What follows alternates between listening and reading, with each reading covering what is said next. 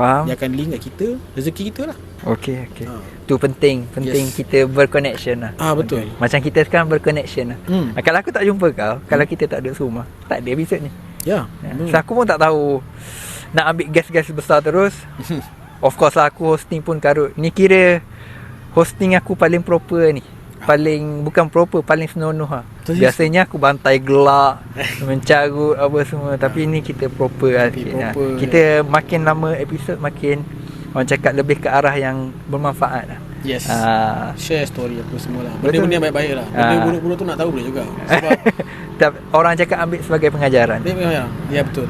Ambil yang kru, ambil yang jenis, ambil yang jenis, buang yang kru. Ya Allah. Okay, so daripada main motor dah, kerja dah, commission job dah, kau ride kan? Kau ride pergi mana yang paling best? Paling best so far yang baru-baru ni aku pergi Kedah. Okay. Kedah. Daripada Selangor ke Kedah? Selangor Kedah.